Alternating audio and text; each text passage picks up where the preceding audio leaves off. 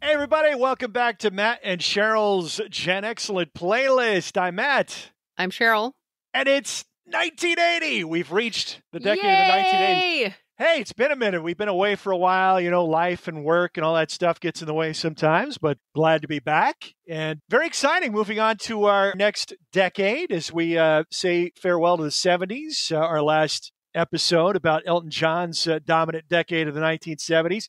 He would eventually revive his career in the 1980s, but a couple of years down the road, he did have a pretty good hit song in 1980, though, Little Genie. I don't know if I remember hearing Elton John songs as contemporary hits on the radio until Little Genie. And, you know, I was certainly familiar with his music as a kid, had a lot of the records, and my dad had the Greatest Hits album and all that. But I remember hearing Little Genie on the radio, and this, 1980 was the first full year that I was listening to contemporary top 40 hit music on FM radio. And I remember hearing Little Genie and think, doesn't sound like the same guy. His voice changed. Yeah, he's singing in the lower register now. Yeah. And it does sound a lot different. I don't remember it at the time. I was just starting to get into the Beatles pretty soon, like in the next year or so, and that's all I listened to. So I really wasn't listening to contemporary radio. So the Beatles became an obsession for you at a young age. Yes, probably it was more like 1981. I listened to nothing but the Beatles for a couple years, really, until I was in like junior high. I was into music before that, but it was always just my mom's albums. Like it was basically John Denver, The Carpenters, Neil Diamond. Housewife music. Yes, exactly.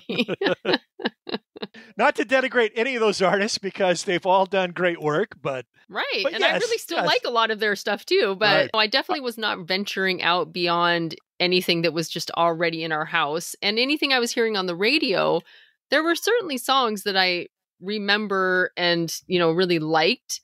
And we kind of talked about this last time too. I wasn't going out and buying albums. I liked singles, and there were songs I really liked from the radio. And you mentioned that too, like there were bands you were really into, but you weren't going out and buying their full albums. And I wasn't either. 1980 would have been the year I became a music consumer, though, buying singles. Part of this, too, is that I didn't get my own stereo until, I think, 1981 or 82. So once I got like an actual stereo, they had a record player and a cassette player. Then I started buying albums. So I didn't really have anything to listen to in my room. I was just listening to the family record player that's like a piece of furniture, that you have in the living room. And so that totally changed my world when I got an actual stereo. And I think it was for my birthday in 1982. I think 82 probably was when I got my first stereo too. It was all-in-one sound design. So it had the record table, cassette deck, 8-track player, all-in-one. And then started making tapes and away would go. But yeah, 1980, I would have been listening to my records on the little Magnavox in my room, or I guess occasionally on the stereo system in the family room of the house. But yes, 1980 is a pivotal year as I become a music consumer, first full year of being an avid listener of contemporary pop music on the radio. And then I remember at the end of the year, I started keeping track of the weekly top 10. I distinctly remember when I started doing that, Just Like Starting Over by John Lennon was the number one song. And we will certainly talk about John Lennon. When you look at 1980, the key news from that year, the murder of John Lennon, obviously near the top of that list. December 8th, outside the Dakota apartment building in New York, Mark David Chapman gunned him down. And I think that was a month or so after the Double Fantasy album had been released. Yeah.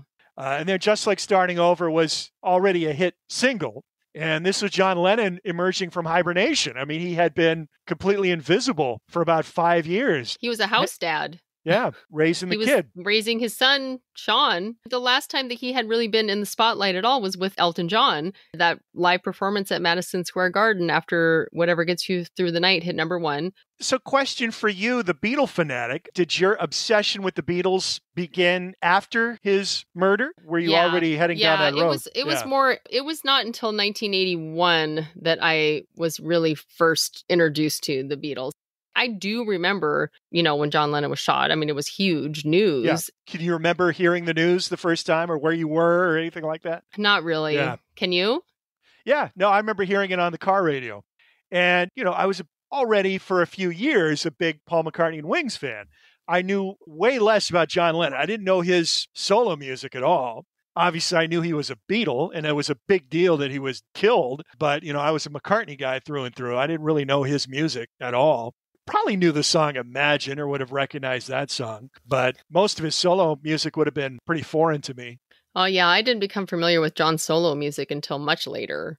I was familiar with Paul's radio songs throughout the 70s just from hearing them on the radio. Oh, I would have known at least a dozen McCartney and Wings songs. Yeah. And obviously I was aware of Just Like Starting Over, because I was listening to hit radio at that time. But I didn't really know much about his music.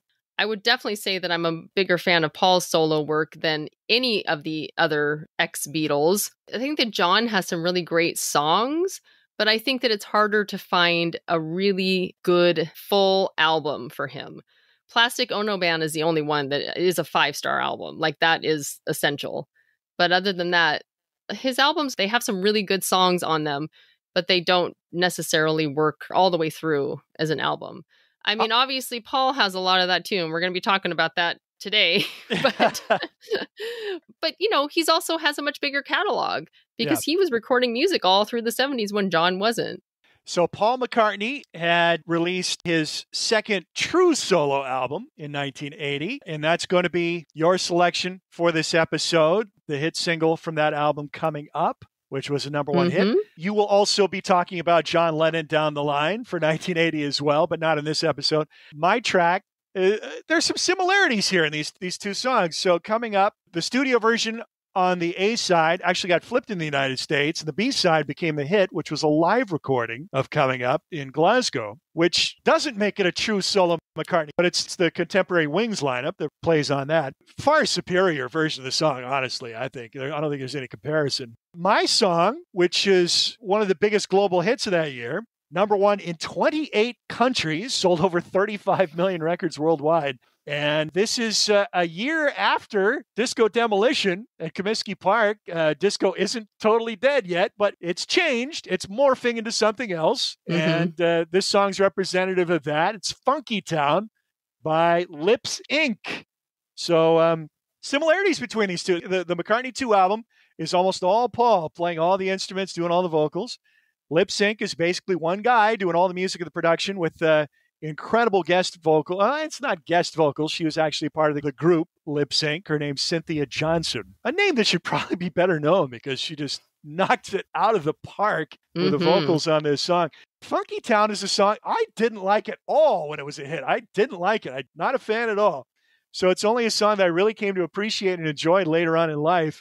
There's a few examples of that from 1980. The Pretenders' Brass in Pocket. Didn't like that song. Now I love it.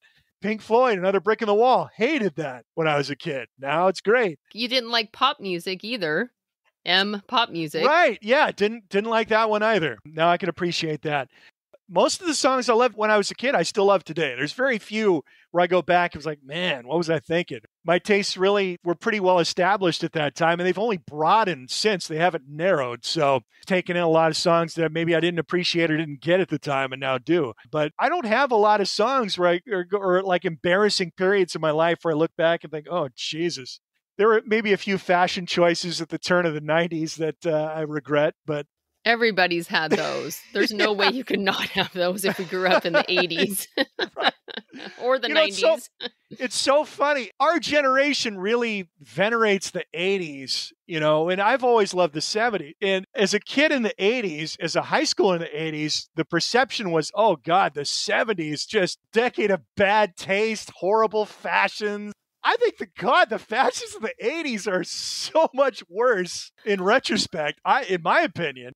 We also have to remember, too, I think in Washington, we were really behind the times. I remember we were wearing bell bottoms still and stuff like that, where it was so uncool in other parts of the country. In 1980 and 81, designer jeans were such a big, and they were still bell bottoms in Chehalis. Yeah, same in Auburn. Yeah, but not in other parts of the country. But I remember not knowing that it wasn't cool until my cousins or somebody who lived on the East Coast were like, you guys are still wearing bell bottoms? And I was like, well, yeah, aren't you? They're like, no, we haven't worn those since the 70s. I was like, oh, okay. Aside from grunge, which we kind of created just because that's just how people dress because they didn't care what they looked like. There's never been a fashion trend that has either started or followed in the Pacific Northwest that is popular or contemporary with the times. No, nothing before or since, honestly. No. It's a good point.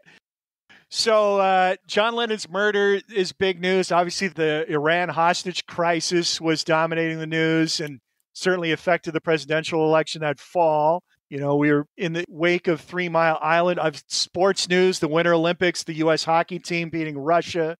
These are some of the big signposts of the year 1980. Biggest hit movie by a landslide was The Empire Strikes Back, the first Star Wars sequel. And one of the best few Star Wars movie, as far as I'm concerned. A lot of people consider that to be the best one. And that's one of the few examples where a sequel, in a lot of people's minds, not mine, I still have a soft spot for the first one. But one of the few examples where a sequel is perceived to have bettered the original. I can't think of too many movie examples like that. Yeah. Which is funny because we just got home from watching the latest Indiana Jones movie, which is actually really good, very entertaining. Those are much later sequels, so I consider that like a whole new portion of the movie.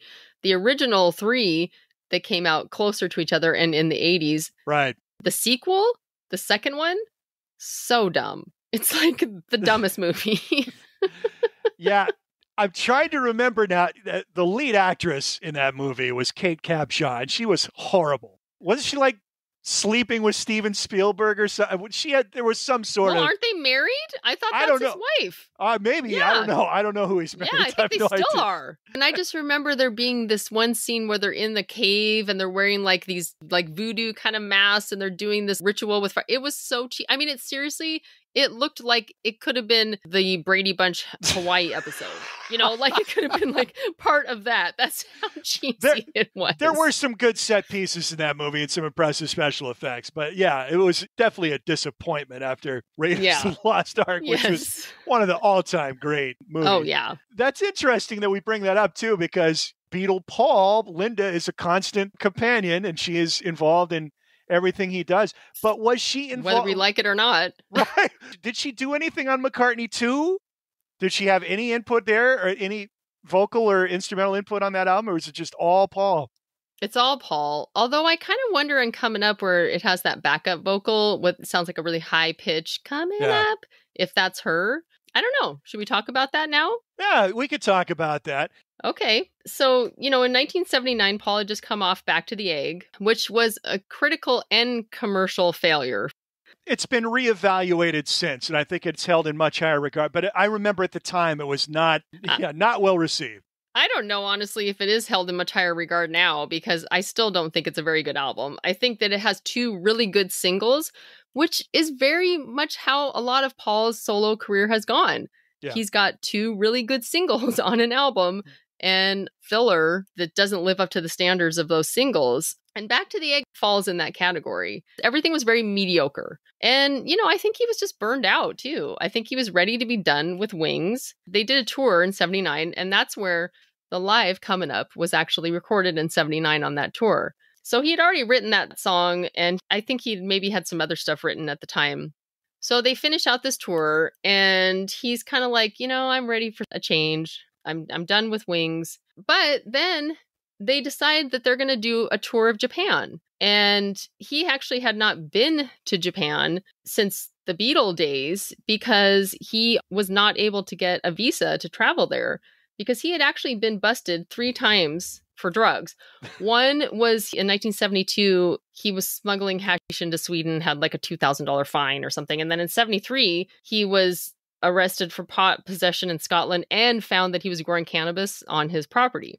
So he already had a record. So he wasn't allowed to go to Japan. They wouldn't give him a visa. Finally, he had become eligible for a visa. And they booked this Japanese tour. The whole thing is sold out. I mean, the fans are just like so thrilled that he's coming there because he hasn't been there since, you know, I think 1965 when the Beatles toured there. Right. And I think they played Budokan, right? And yes. Isn't that one of the better live recordings of the Beatles, too? It is. Yeah. And especially because you can actually hear them. So they get to the customs and, you know, he walks up and he like plops his bag down. All of a sudden, the custom agent opens the bag. And what does he find? But a bag of 0.5 pound of pot. Now, I don't really know. I'm not good at like measurements and stuff. So I looked up, I'm like, how much is that? It's like a Ziploc bag full. That's a lot. It's a lot of weight. It's a lot of weight. Yeah. And he just has it casually thrown in his bag, just like you would your underwear and your deodorant. Clearly, this is an issue. It was such a large amount that they actually were considering having to try him for smuggling. Right. Like he had to convince them, no, this is actually all just for me. I'm not planning on selling it. I mean, everybody knows he's a total pothead and has been forever, but come on, Paul. You also know that it's illegal. This was huge news at the time. I remember it clearly. Yeah, it was all over the news. Yeah. And this is January of 1980. Okay, this is how Paul starts the new decade. Because it's looking like they throw him in jail and it's looking like he's going to be there. He was in jail for 9 days. Yeah, but I mean... It could have been 7 years. Right. There was a threat of a long-term jail sentence. Yes. So he actually did go to jail. And of course, they had to cancel the tour. Fans are so disappointed and it just does not look good at all. So this is how Paul starts 1980. Now at this point, Wings really was about ready to dissolve anyway. And he takes this as a sign, I guess, to go to his farm in Scotland and just kind of lock himself away. This whole thing is so mind-boggling to me. I went back and watched a bunch of interviews and listened to interviews and just tried to glean what was he thinking? I can't quite come up with a theory except that either he so did not want to tour with Wings again that he decided it'd be better to be in a Japanese prison for 7 years. I don't know. Or he's just such a pothead that he was just either so out of his head that he didn't know what he was doing or he just didn't care. I don't know of any other time where somebody so famous has done something so blatantly stupid like that. So anyway, I don't know. I can't get from Paul or anybody else why this happened. It did force him to go off by himself. So in that time, well, actually, this isn't true. I'm sorry. I shouldn't say that because this whole thing happened after he had already gone. He had already written and recorded a bunch of these songs that eventually became the songs for McCartney too. And pretty much what he did is he just rented a 16-track recorder, brought it up to his house, and he just plugged directly right into it and just started making weird sounds on synthesizers. And eventually started kind of playing around with the songs some more, mixing, doing different things. He says that he made this to just be for his own listening pleasure. I just want to pop in a cassette while I'm driving around the country and I might want to listen to some of my own little tunes that I just wrote. I heard him say this on several interviews, but then I played it for my friends and they decided this should be your new album. And I'm like, Paul, come on. You're only saying this because you know that when these are contemporary interviews from when it came out or right before. You're only saying this because you know that if the public is what the hell are you doing? Then you have an excuse and you can say, oh, well, I was never intending on putting this out. This was just going to be for my own pleasure. And, my friends made me do it. Paul has he's got this knack in interviews of coming off as just down to earth, unguarded, just regular guy, but he really is very guarded. He doesn't offer you much. Yeah, it's true. And he is coming from that place where he doesn't want to fully take responsibility for what he's doing. And so, in fact, his entire career with Wings is like that. Oh, I'm just going to get together a bunch of friends and we're just going to just play some songs and we're just going to we're not expecting it to be anything. We're just going to just hang out and have fun. And, and if that's his coping mechanism for fame, I'll give the guy credit because, I mean, are there many more famous people in the world than Paul McCartney or have been for decades on end? I mean, for 60 years or whatever it is, that level of fame. If that's how he copes with it and stays sane, and he's done a pretty good job of that. He has. And it really does kind of make sense, too, because he wanted the antithesis of what the Beatles were. Yeah. He wanted it to be just on his own terms, very laid back, nothing that he felt like he had a responsibility to do. Because, these four guys, well, maybe not Ringo so much, but definitely John and Paul and George to a certain extent, the expectations are beyond what any other musician would ever have had at that time. And that is a lot of pressure. Yeah. So I don't blame him for doing that. I think, like you said, it did keep him sane and it did keep him in a state where he could just continue to make music and write a lot of great songs. I mean, he ended up having a very successful career with this too. Just the year before McCartney 2 was released, Guinness World Records had a ceremony honoring him as like the most successful composer in history. I think they'd cataloged 43 different songs, including the Beatles and solo, that were number one or million plus sellers. And gave him that's some amazing. award. Yeah. And half of that career, he wasn't even trying, you know? That's right. So when McCartney 2 was released, it was a big shock to fans. There's been very few times where somebody of that caliber has put something out like this as an official album. Yeah. One of the things I could compare this to is like Pete Townsend's Scooped, another Scoop, Scoop 3, which are basically albums that he put out, but they are all just like demos and just him messing around in his own home recorder and his own studio. I've never listened to those. And there's some really cool stuff on those. And there's a lot of songs on those that were never released in any other form with the Who or solo. It's kind of exactly what McCartney 2 is, but he put it out under the guise of, these are my demos. This is just for fun. Paul didn't do that. He put this out like, this is my next album. Now, I guess anybody who was familiar with McCartney 1, his first solo album, which was recorded in the same way, not with synthesizers, but recorded at home. He plays all the instruments himself. It is really similar. And he titled it McCartney 2. So there is a natural progression that this is like volume 2 of that, which makes sense. But honestly, I mean, pretty much every album of his, except maybe Band on the Run, possibly like Venus and Mars, there are songs that really do sound like they could just be demos. They're very raw, they're not polished. And there's also some songs that are very whimsical and just kind of silly, like Uncle Albert, which actually became a hit for him, but that's a great example of that. So this album really isn't that far out of character for Paul, but it definitely does not feel like something that an artist of his caliber would have in their catalog, especially this late in his career. McCartney 1, okay, that was his first solo album, and we knew that he was kind of just sheltering up in the hills in Scotland to do that. At the time when this came out, it was totally panned. People thought he just had gone off the deep end, basically. I totally understand why. Yeah. A lot of the songs are just, some of them are so strange. It's very synthesized. It's, synthesizers at this time, like we've talked about before, are still fairly new. And there's really not a lot of people that are just like fully embracing albums where that's the main instrument. But he also plays drums on this. He does play guitar, bass. There's a few songs there's one song in particular that's kind of a bluesy kind of guitar song. But you talked about Back to the Egg kind of going back in retrospect and people finding a new love for it.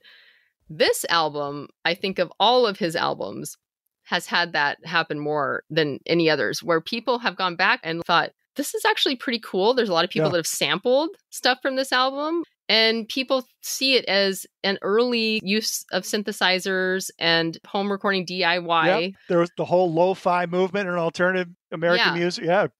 Now, I wouldn't deny that that's all true, but I definitely think that Paul did it by accident. I do not think that Paul went into this thinking that, I've got this thing here that I think is going to become like the next big thing and that people are going to... Cutting edge trendsetter me. Look at this. Yeah. No. I think that anything that came about later, praise of this album, was just purely accident. And honestly, I think a lot of Paul's career is like that. It's just kind of an accident. And honestly, a lot of his albums have undergone critical reappraisal because most of his albums contemporaneously were not well received by music critics. I mean, he dealt with that almost throughout from the beginning. Mm-hmm. So my song choice is coming up. And like you mentioned, there's two versions of the song. The original version that's on the album that was released as a single in the UK and reached, I think, number 6, sounds much different than the live version because it does have drums. Paul plays drums. Well, actually, there's bass too. And then the rest is just kind of sounds like horns, but it's actually a synthesizer that he's using to make, those sounds. It's much more simplified and basic than the live version. Yeah. The bass line is really just simple and kind of plodding, and the vocals. Now, one thing he does with the vocals is he uses this speed machine that actually like speeds up the vocals. So they just sound off, like they're a little bit high pitched, and And especially the backup part, the coming up, like that sounds really. I remember because both got played on the radio. I remember that clearly. I remember when it first came out, you were hearing the studio version on the radio. And then at a certain point, you were hearing this different version, which was the live version. Which was recorded with Wings. Yeah. In 1979. Since the live version was actually recorded by Wings, and more than just Wings, it has actual horns. It has a really cool, funky bass line that you do not hear on the original. And the thing that I really like the most about the live version is Paul's vocals sound so cool. He's got that raspiness to his voice, and it just has so much more of like a groove to it, like the whole song absolutely. does. The funky guitar is just infectious. The horn lines are great. I mean, everything about it. It's just very uplifting and catchy. Yeah, and it's funny because I think that the studio version is just kind of like a sterilized version of what you hear in the live version. Now, I will say there's one format that I do enjoy the studio version, and that's the music video. Yes. So the only time I listen to it in that way is when I watch the music video, which is actually really fun. And, you know, of course, this came out pre-MTV, and Paul plays, aside from Linda, she's like the backup singers, but he plays every person in the band, and he plays different characters. And the band is called the Plastic Max, which is a take on the Plastic Ono band, John Lennon's band. And there's even a Beatle Paul. And I love that part in the video because he does the woo, coming up, woo. And it's perfect because he does the little head shake and he's wearing this collarless suit and playing his Hofner bass. How many American fans who saw that video would have picked up on him doing one of the guys from Sparks? Ron Mayle from Sparks. I don't think very many people would, but I think now that's one of the things that people look back on and say, oh, yeah, and pretty he hip. says too, he was influenced by Sparks, and there's proof right there because they were pretty underground still, and definitely in the U.S. In definitely the UK, a lot they better were known popular. in England. Yeah. American duo, but much more popular in England. Yeah. Yes. And he's such a recognizable figure with his little kind of Hitler mustache and his slick back hair. American fans might have thought he was actually playing Hitler in the video. Maybe. Yeah, because they certainly wouldn't see that and go, oh, that's Ron Mayle from Sparks. Yeah. Right. And then the drummer's got these big mutton chop sideburns on, and supposedly it's kind of a take on John Bonham, although it looks nothing like him and he acts nothing like him in the video. But that's what I've read. And Hank Marvin on guitar. Did Bonham play on Rockestra? Yes. Yeah. He did. Which is also like, why? Why did you do that? It's so ridiculous. There's so many people on it. All of the faces, Pete Townsend, John Bonham, David Gilmour. Yes, like a multitude of superstars are on this, and it's so basic and simple and just silly. But yeah, he did. In fact, he did a couple other songs. There's some demos that he did with John Bonham too that are bonus tracks on Back to the Egg, which are kind of interesting. But it's a really fun video. And actually, the first time that video debuted in the U.S. was on Saturday Night Live. Father Guido Sarducci going to his house, trying to get Paul to come out. And finally, he and Linda come out. It was like a pre-recorded thing that they played on the show. And they actually reference the whole Tokyo situation and his arrest. Just like a very awkward, weird thing. So I watched a couple of things on YouTube. He did an interview with Musician Magazine. It was put out on a LP. It's a really good interview, but clearly there was a dictum there that they were not going to talk about the drug bust because that does not come up. In 50 minutes talking to Paul McCartney in 1980, they don't talk about the Tokyo bust at all. Coming up, it's another one of those songs that I only came to appreciate much later on. And I think part of the reason is because that studio version was my first exposure to it. And I remember thinking, what is this? And I remember my dad loved the Beatles like anybody else, but not the rock stuff. So he's more of a Paul McCartney Beatles guy. Yeah. And I remember his reaction was just, oh, God, yeah, what is this crap, you know? Well, it's really strange. I mean, it sounds nothing like anything he's ever done before, or even like I said, anybody of that caliber at that time. Because of all the songs on that album, Coming Up is the most actual song on that album. And even... Well, and it's Waterfalls. Waterfalls was a great song. Waterfalls was a single. But like Temporary Secretary, which was also a single, is so bizarre and strange, although I actually love it, but it's very weird. Here's the other thing about Beatle Paul, just very likable, down-to-earth guy, good-natured guy, but there's just, again, it's the era. There's this casual sexism, this casual racism. There's a song on there called Frozen Jap. Frozen Jap, for God's sake. Yeah. And I think it's in the Geraldo interview, or one of the interviews he did around the time, where he's trying to explain how, well, at one time the Japanese people found that to be offensive, but now it's just it's not like other. They don't anymore. Yeah, I heard that too. Like... And he's like, and in Japan we actually called it Frozen Japanese. So we did change it for that. It's like, well, why didn't you just call it that for the whole thing? Why would you name why a would you song call it that at all? I know. And the really stupid thing about it. It has no lyrics. It's just an instrumental song. Why would it matter what it was called? It's like, what motivated you to name this song? I don't know. It makes no sense. I mean, a lot of what Paul was doing at this time made no sense. Really. But it really didn't. But you forgive him because there's no mean-spiritedness behind it. It's just obliviousness, complete obliviousness. Yes, it is. I guess there are other songs on the album that are more like actual songs. There's a few Waterfalls. There's another song on there that's a ballad that's actually a real song. But then there's just a bunch of snippets and weird stuff. Yeah. But coming up on the album version, what makes it so strange is the vocals and like how the vocals are manipulated. Because, the basis of the song is still there, just like it is in the live version. There's a quote, too, from John at the time. And it's funny, too, to think back that when John was still alive, that they would ask each Beatle, what did you think of Paul's new album? Or, what do you think of what Ringo's doing right now? And so John says, well, he actually really loved the album version of Coming Up. He was living in the US at the time, and that's where they flipped the single and they were playing the live version. And he was like, if I would have been there with him, I would have said, yep, you released the album version. That's the one.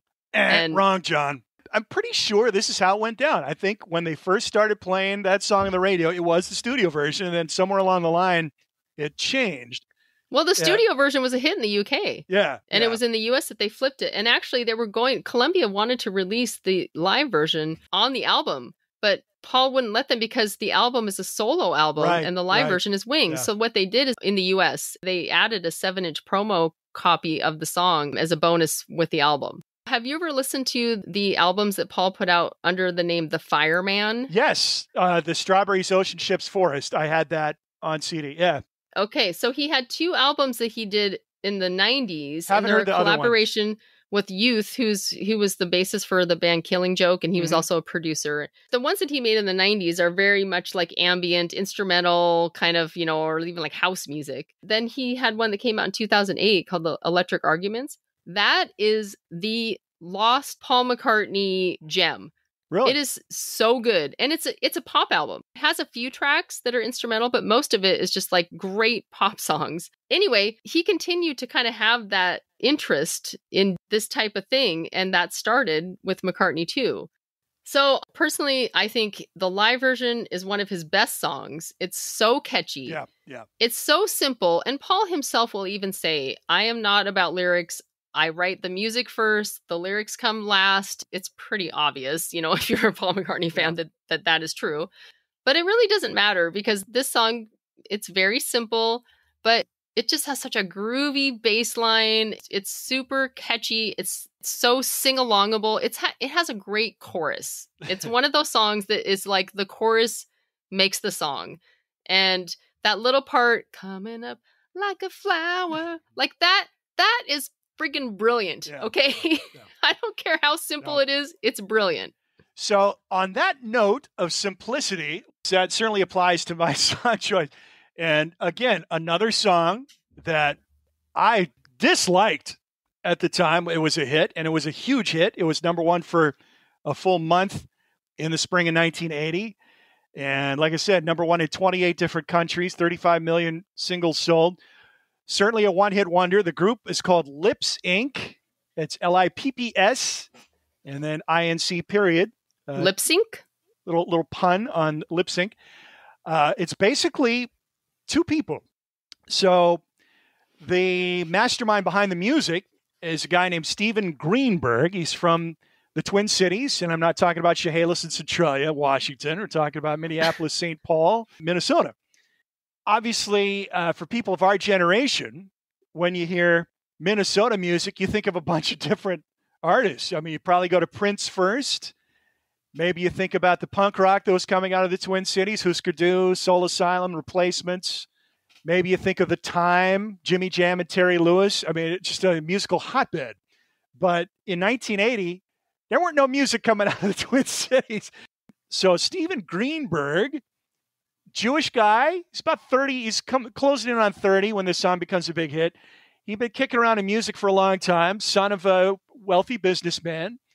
So in 1979-80, when things start taking off, Steven Greenberg is the spitting image of Larry David at that time. Now, if you remember the comedy show Fridays, Larry David, long before Seinfeld and Curb Your Enthusiasm, Larry David was a stand-up comedian, but then he was a cast member and writer on this ABC comedy skit show that went up not against Saturday Night Live. It was on Friday nights, not Saturdays, but same vein. Which actually has some of the best musical performances you can find of the 80s. Yeah, they were pretty hip in their... Very hip, yeah. The bands they had on. And the humor was edgier than Saturday Night Live at the time. A lot of drug humor, a lot of edgy stuff. Now, if you remember Fridays, or if you've seen pictures of Larry David from this era, you know, he's already well on the way to being bald. Yes. But the hair that he does have is dark, and it's big. It's big. Big frizzy hair just flying out of his head. And this guy is the spitting image of Larry David. That he's got these horn-rimmed glasses like Trevor Horn wore in the Buggles. Yeah. So he's this goofy-looking guy.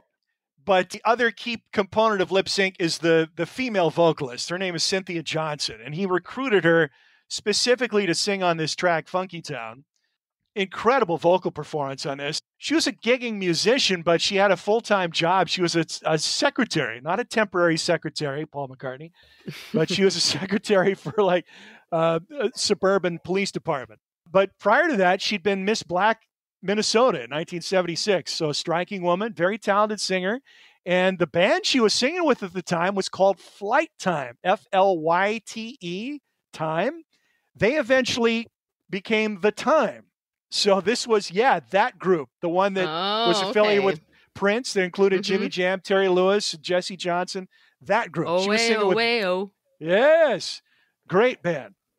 So Steve Greenberg, he'd been messing around in music for years, played in different bands.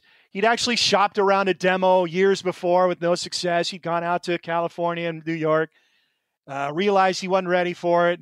But one of his ways of making cash, he had a mobile DJ service. So this is the disco era. So he's playing a lot of disco music, working weddings and parties and such, traveling around. He had a pretty sophisticated gear and setup. There's a funny story about one of his gigs was on Mackinac Island, which is in the Great Lakes. It's kind of a resort island, a tourist destination, and there's no cars. So it's very primitive. You take a ferry to it, I think.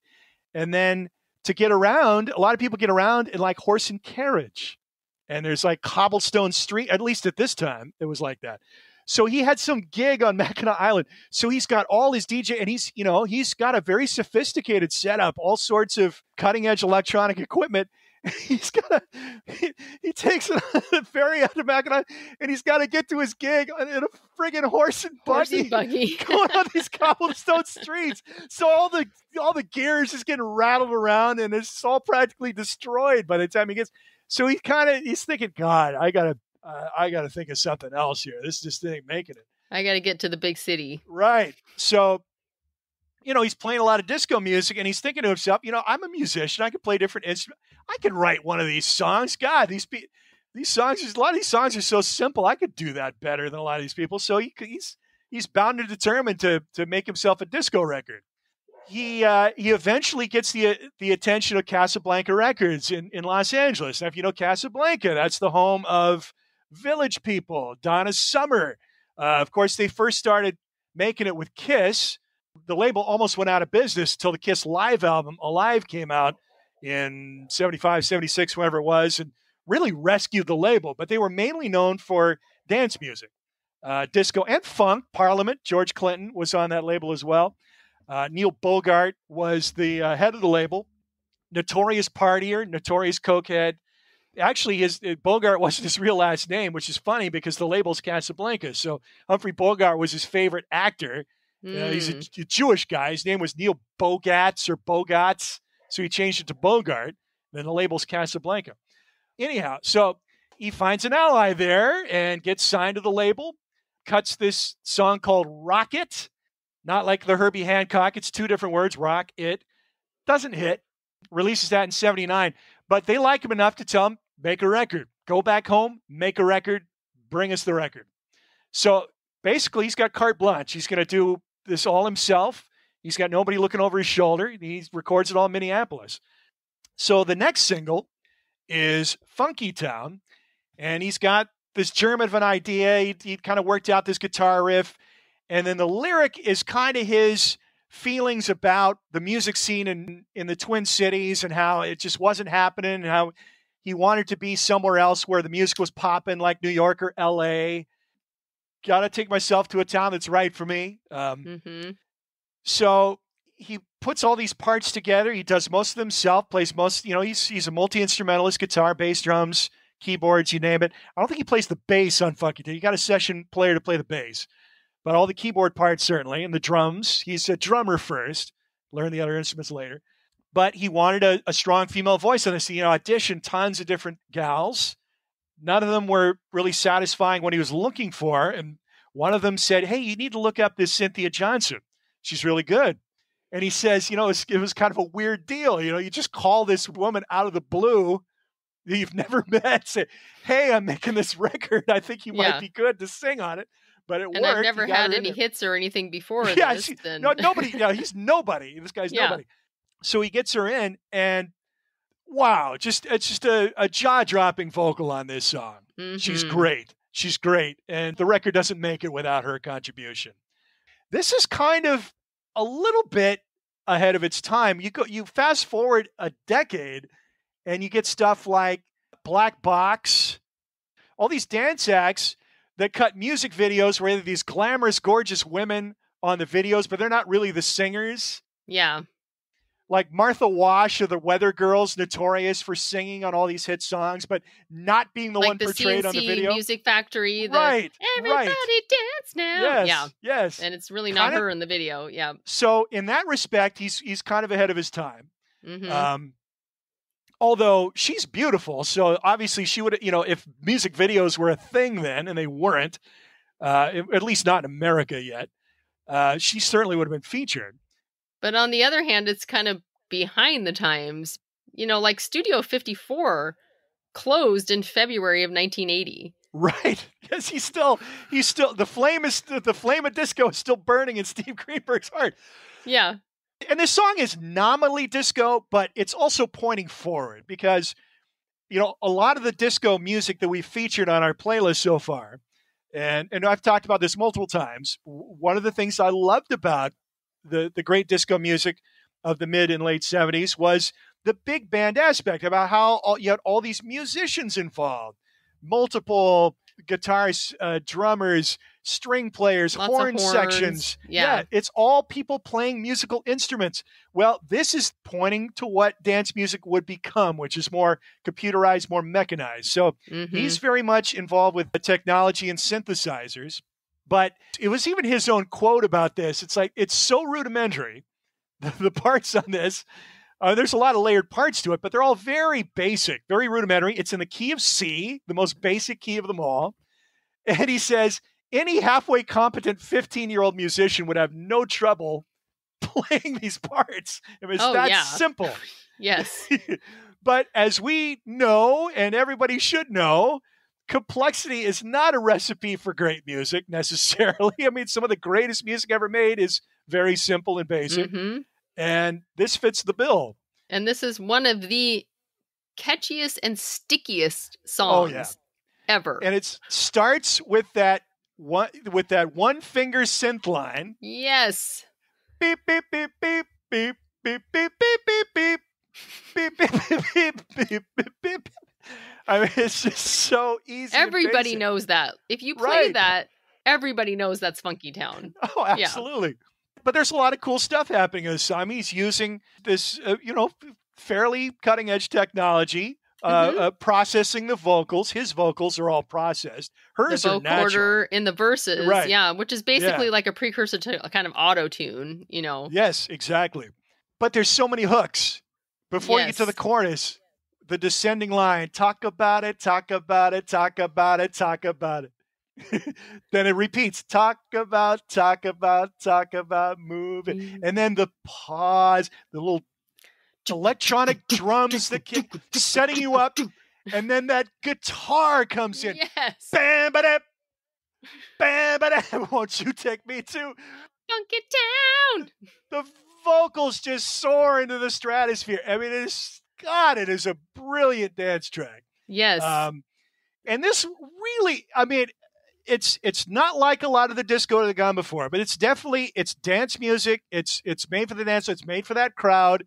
It's marketed to the disco crowd. It's on a disco label, Casablanca Records. So it certainly fits the disco bill. And you can dance to it. Oh, for certain. And it just skyrockets. And it's a massive hit globally. One of the biggest hits of the year. 4 weeks atop the American charts. There's no performance video to be seen for this because it's a studio outfit. It's just this guy who brought in this gal to sing this part, and then they would continue to collaborate because obviously she's a very talented vocalist. But, I've listened to other tracks and, they're not bad, but there's just nothing with the magic of Funkytown. It's very much like a lot of other disco albums, including like the Village People, where you've got the hits that are the ones that are going to have the longevity, and they're like instant hits. And then you kind of have the rest of it that sounds similar, but they're not made to be album acts. What they're made to be is like a 12-inch single with an extended version that's like 8 minutes long, which there is.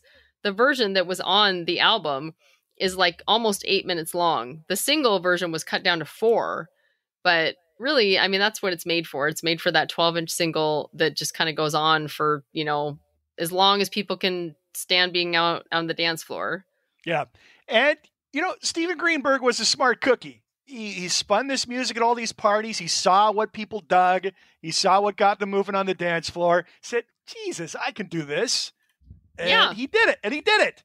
And this is the kind of song that people want to hear at wedding parties, in the same kind of parties where you would have a mobile DJ come in and play records. This is the kind of crap that people want to hear and get them out of the dance floor. This song has an everlasting life, really. Well, it's never going away. Yeah, no, and he had some business acumen. Did old Stevie Greenberg? This song was licensed to death and continues to be so.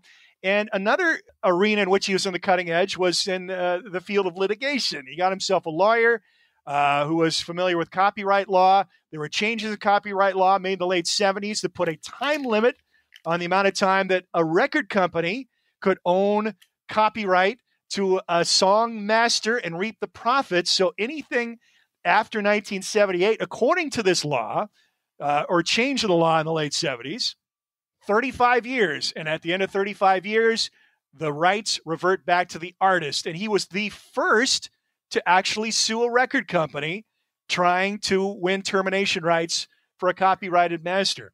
Wow. Yeah. That's really interesting that didn't happen until this late in the game. Yeah, not until the mid-2010s. Interesting. Yeah. There's a great video of him on YouTube on a local morning show in the Twin Cities, contemporaneous with the song being a hit in 1980. And he's just this kind of self-effacing, aw shucks guy. I mean, he's obviously proud of what has happened, but he's like the cat that ate the canary. He's just Stevie. What I did. He's just Stevie Greenberg from Minneapolis, and look what it's almost like it's amusing to him, just the life that this song is. Well, he found the perfect vocalist, and really that's what makes this song. The chorus and her vocals in the chorus, and just it's perfect, like funky R&B, just perfection. Yeah, yeah. And what makes it even more apparent, and when I listen to the original, is when I listen to the pseudo echo version. which was a hit in 1986. An Australian band that made a hit with this song, a remake. And it's a more guitar-oriented version, but it's just so bland and it's soulless, and it has nothing to it really that what makes the original great.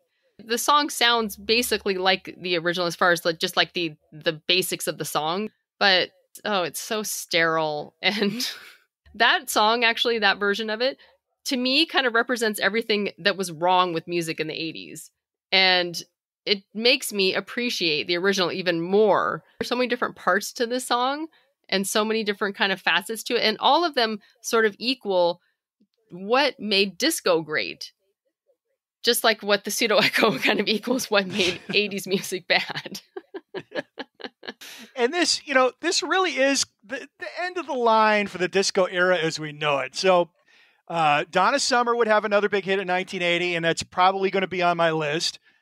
But really, this is about it as far as classic disco music is concerned. This was the last hurrah. Now, dance music certainly didn't go away. It kind of slipped back to where it started, which was in the clubs. Certainly in the early 80s, this music was still very popular in that arena.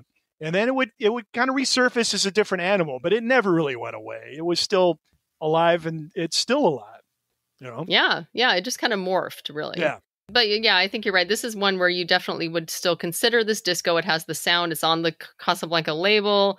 It basically has everything that kind of encompassed what disco was, but it's just at the end of it, at the tail end.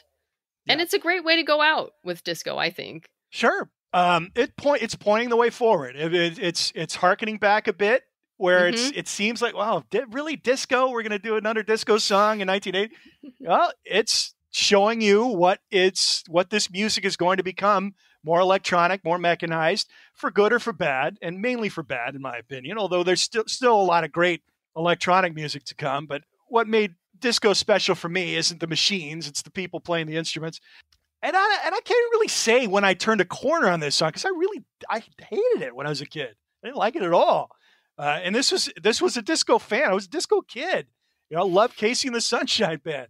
But at some point, the light went on. I just got the genius of it. And I think it's the vocal. The vocal is outstanding.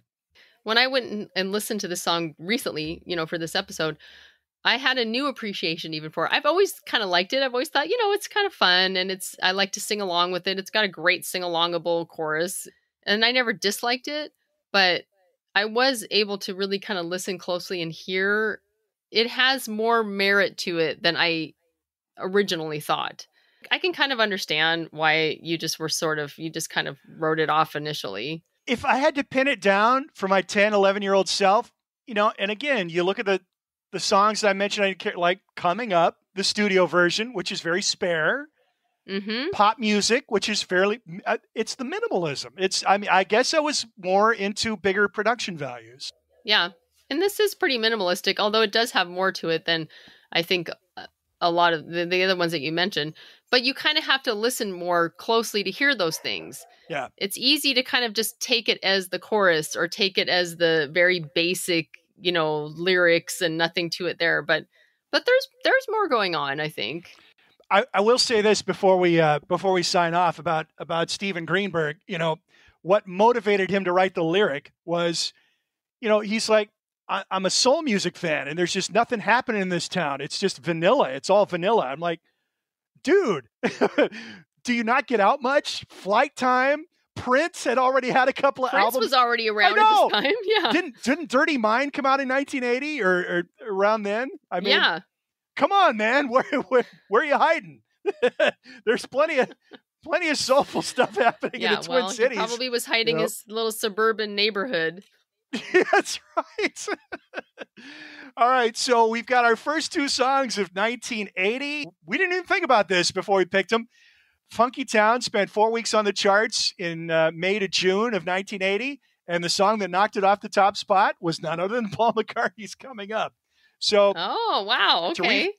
To refresh our guidelines for picking songs for the playlist, we have at least one major global hit that Sheryl and I will choose, one each, and then at least one other U.S. number one hit that Sheryl and I will each choose one. And then we will pad out the rest of the songs for the year with our personal favorites. So now we're building up into the 80s. We're going to pick 16 songs total for 1980. So you got our first two, and we're going with hits here in the first episode. I will say this. You look back over our previous episodes from starting in 72 through 79, the vast majority of the songs were familiar songs, top 40 hits. Mm-hmm. I'm gonna veer off the path a little more here in 1980. There's gonna be a couple of songs that are gonna be unfamiliar to a lot of people, but are very, very meaningful to me, and I think would appeal to a broad audience if they were exposed to them. So, I don't know about you, but just a little advance warning. Yeah, I don't think so. I feel like most of the ones I've mentioned to you already are definitely well known, and some of them are hits too. But I find that I tend to go more toward the albums that are less known. And I may be doing that slightly this time. I already know what my album is going to be. I'm pretty sure I know what my album's going to be too. So Funkytown by Lip Sync, and coming up, the live in Glasgow, Scotland version by Paul McCartney, which was the number one hit in the United States. Our first two additions to 1980, and we're glad to be back, and hopefully not too long before our next episode. And we hope you'll join us then. Until then, I'm Matt. I'm Sheryl. And this is Matt and Sheryl's Gen Excellent Playlist. Thanks for tuning in, everybody. Take care.